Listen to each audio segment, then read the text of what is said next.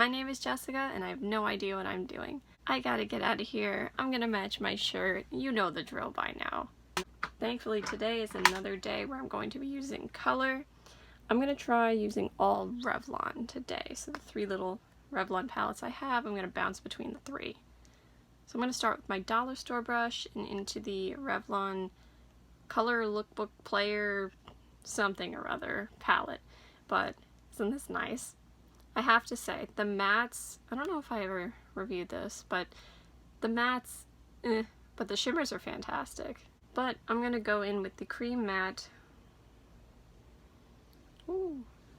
as a setting shade. The reason I say they're not fantastic is because they don't blend well. But the pigment's there. That is almost a perfect setting shade for me. Next I'm going in with the Photoready Eye Contour Kit. This one is in Avant-Garde. Blues, of course. And I'm going to try and hit that navy blue with my fluffy brush from Wish. Which is a little hard because the pans are thin. I guess that could be one complaint, that the pans are thin. And it can be difficult to get a brush in there. Depending on what kind of brush it is. I know other people have complained about that. You know, it's not my primary concern. I think that the shadows work well, at least for me. I've been really happy with the shadow quality, so the small pans don't bother me. Now, as I've been doing lately, I'm going to use my BH Cosmetics brush with a 3 on it. Go into the same shade to deepen it up and make sure it's where I want it and that it's opaque where I want it to be opaque. Oh, that kind of got a little out of hand. Okay, we'll fix it later, maybe. See if I can mimic it on the other side. Kind of. Yeah, somehow I made like a outer V kind of shape without realizing it. Okay, I'm going to go into the Eclectic Eye Contour Kit now, into the shimmery navy blue. And that's gonna, it is a lot darker than the other blue. Alright then. Not how I remembered, but okay. I'm gonna roll with it. But this is going on the outer corner.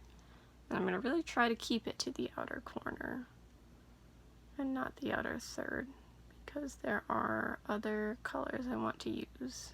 I really wasn't expecting it to be that dark.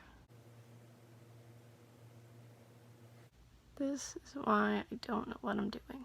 Okay, next I'm going in with this shade here, maybe on this finger, my ring finger, and start blending that.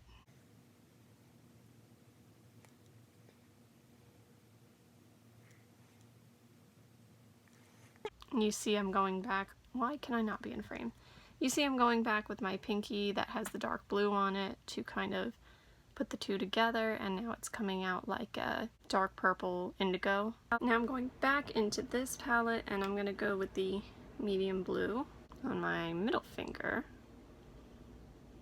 And that's going over here. So yeah, I'm doing 4 colors today on my lid. Like a watercolor painting.